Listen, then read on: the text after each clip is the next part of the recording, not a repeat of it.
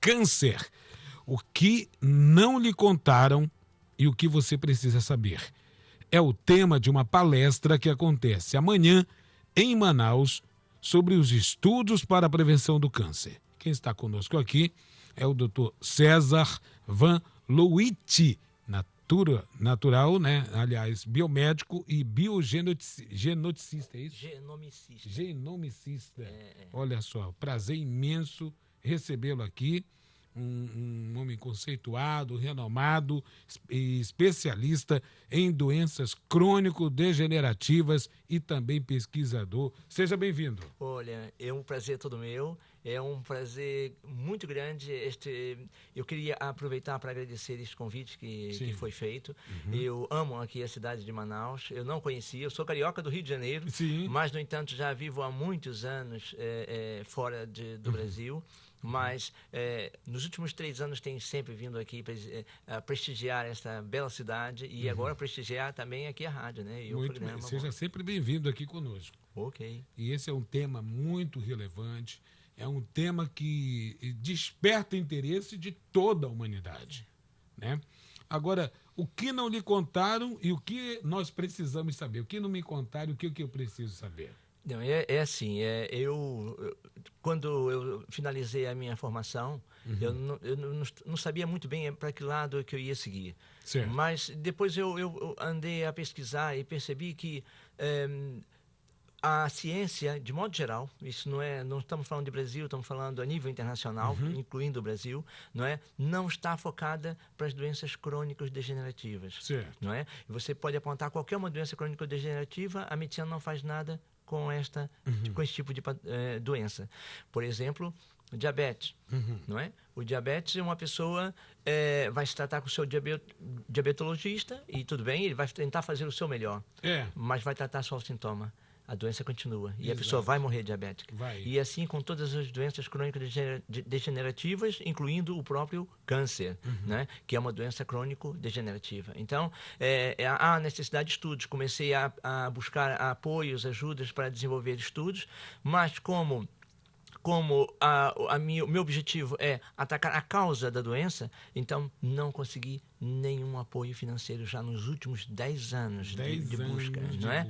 Nenhum apoio, porque geralmente tem que culminar num fármaco e num fármaco que sustente a doença. A cronicidade dá muito mais lucro do que a cura, não é? Entendi. Então, quando você olha a asma, nunca mais estudaram sobre a asma continua sendo como sendo um assunto já resolvido, é só... E não é, porque a pessoa vai morrer a hipertensão arterial, a pessoa tem a tensão super alta, toma aqui um medicamento, um hipotensor, a pessoa pensa, estou sendo tratado pelo meu médico, mas não, ele vai morrer por causa da hipertensão porque a doença não foi tratada. Então, na verdade, são medicamentos paliativos, mas que a nível internacional, mundial, gera um capital gigante, bilhões, né? Então, essa questão, eu não me confronto com laboratórios farmacêuticos, até porque a única vez que eu fiz um estudo falando sobre esse tema, tive no dia seguinte uma visita de um laboratório alemão na minha clínica lá em Lisboa, quando eu estava em Lisboa, não é? A dizer que eu tinha que mudar o tema do meu estudo. A abordagem. Ele falou que se eu quisesse mudar, se eu fosse estudar só diagnóstico do câncer, ele até me colocava dentro de um hospital mesmo famoso, e dava toda a estrutura necessária, exatamente. Mas para falar da doença. Só do diagnóstico. Diagnosticar a doença. Você vê que a maioria dos grandes estudos internacionais sobre o câncer, e incluindo aqui no Brasil, é voltado para o diagnóstico. Exato. Ou seja, agora diagnosticaram, você tem um câncer, ok? Certo. E agora? E depois? Não há nada. Não há nada mais. Tá vendo como é que é? Busca os medicamentos para os sintomas. Para tentar trazer um bem-estar até que ele morra por causa da doença. Isso mesmo. Então, há cerca de 100 anos que a medicina utiliza simplesmente a quimioterapia, a radioterapia e a cirurgia. E não passou disso mais. E não importa o que você seja atendido no melhor hospital do mundo, ou no pior hospital na Índia ou na África, o tratamento vai ser o mesmo. Quimioterapia, radioterapia. É bem oportuno esse assunto. Recentemente, em um programa nacional, né?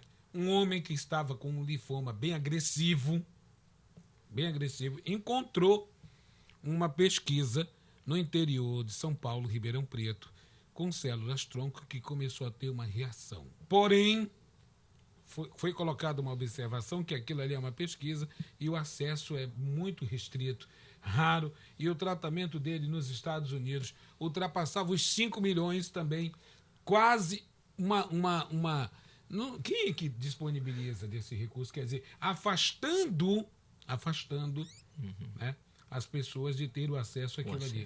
Sempre com barreiras, eu observo isso. Recentemente um vídeo circulou na internet, viralizou, sobre abordando a questão de que os medicamentos que curam não são de interesse da indústria por conta de que ali se vai perder muito recurso, etc. e tudo mais. E viralizou. A gente faz um levantamento para saber se aquilo é real ou não. Mas, pelo que se observa, nós estamos muito próximos de ter, ou se nós já temos a cura do câncer, e por isso há um interesse cruel de uma determinada indústria em manter o tratamento do sintoma e o interesse apenas nisso e não da cura. O senhor concorda com isso? Sim, porque a questão das vendas de medicamentos são com os recursos angariados, geralmente estão nas grandes bolsas de valores de diversos países, né, dos principais países do mundo. Então, o que acontece é que se descobre-se cura para várias doenças, asma, diabetes e câncer, por exemplo, que são as que mais atacam a população mundial, vai ter uma grande queda nas bolsas e vai até influenciar a economia de alguns países, né? Então, há muito interesse por detrás. Então, é manter o controle da situação, mas não é resolver. É a mesma coisa, um fabricante de celular, ele geralmente já tem o seu modelo já de 2025. Mas ele não vai colocar aquele 2025, ele vai utilizando alguns aprimoramentos ano a ano, mas ele já tem de lá. E o que acontece com as doenças crônico-degenerativas é isso. Muitos cientistas já conseguiram alcançar objetivos. Essas notícias são apagadas, são compradas a patente desses medicamentos e são colocados numa gaveta e então continua ainda o mesmo processo. Entende? É assim que funciona. Eu, como cientista, eu posso dizer que, infelizmente, existe esse tipo de política dentro da ciência. Agora, com o avanço dessa sua ampliação desse conhecimento, o senhor não teme, como aconteceu essa abordagem amena lá em Lisboa, lá em Portugal, que muitas pessoas poderosas ficarão incomodadas com o avanço dessa sua pesquisa. Foi uma abordagem, não chegou a intimidá-lo, mas teve um ar assim de que, olha, ou o senhor para ou a gente vai lhe processar, por exemplo. E foi por isso que eu depois me restringi de apresentar estudos científicos desse gênero, porque eu tinha que preservar o meu trabalho. Eu prefiro ser um cão vivo do que um leão morto. Então, então tenho desenvolvido um trabalho, não para desafiar ninguém, né? Mas é simplesmente para mostrar que há soluções, há respostas. E quando elas não surgem, é porque não há interesses em que isso aconteça, né? Você veja, infelizmente, os hospitais no mundo inteiro, incluindo o Brasil, não é? Eles são completamente dependentes da indústria farmacêutica.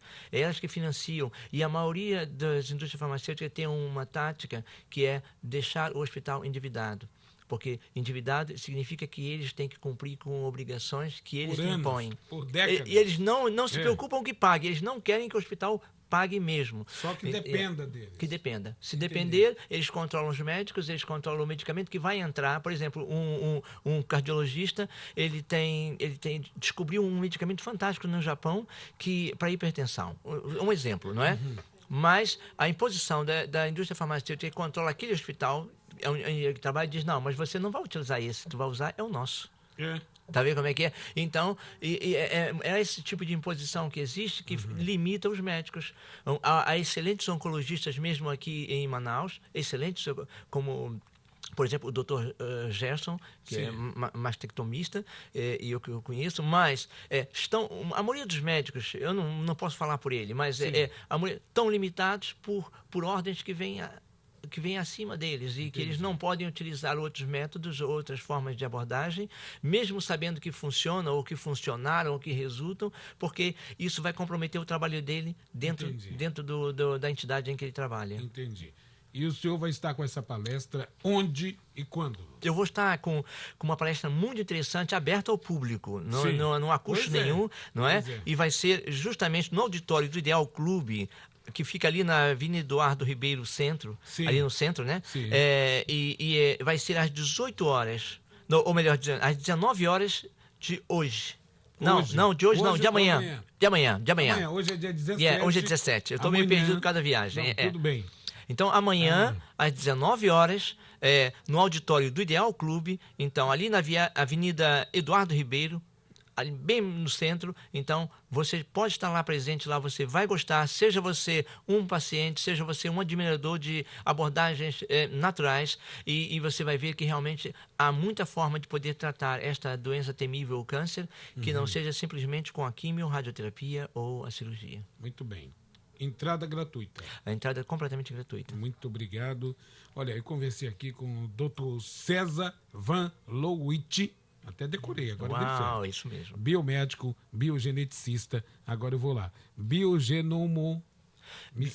Não, é genomicista. Genomicista. Porque você sabe que a ciência do século XXI está dentro dos estudos do genoma humano e da epigenética. Exato. Só que a medicina ainda está com a ciência do século XX. Então, ainda não avançou. Então, os grandes estudos que têm alcançado grandes resultados na Europa, no mundo inteiro, estão realmente ligados aos estudos do genoma humano. Muito interessante. Essa é uma palestra única amanhã. Eu tenho uma palestra no SECOM ainda hoje, mas é fechada. Só mesmo para profissionais de medicina. Mas para o público em geral, porque eu sou uma pessoa do povo. Isso. E eu acho que merecem ouvir boas soluções para tratamentos do câncer. Muito obrigado, viu? Parabéns aí pelo seu trabalho. Nada, eu que agradeço. Muito obrigado mesmo. Agora são 7... tem um livro. Tem um livro que é o livro... Deixa eu falar sobre esse livro aqui. O livro é o livro Nat Science. É um livro fantástico, é um livro que não é tendencioso, é um livro aberto, é um livro que não tem ali um merchandising de nenhum produto, nada, mas que aborda o tema principalmente do câncer de uma maneira que ainda não vi uma literatura falar sobre isso. É o resultado de 10 anos de investigação que começaram no Brasil, depois ainda em Lisboa, em Portugal, e continua prosseguindo ainda na Inglaterra, em Londres primeiro. É da sua autoria? É da minha autoria, juntamente com outros profissionais. Muito bem. Vai estar disponível também lá? Já está disponível. E vai estar disponível lá no local da palestra também. Muito bem. Muitíssimo obrigado mais uma vez. Nada. Sucesso, e eu espero que o senhor compartilhe mais ainda e que isso alcance cada vez mais pessoas também que possam ter o poder de decisão e abordar isso que pode salvar muitas vidas. É verdade.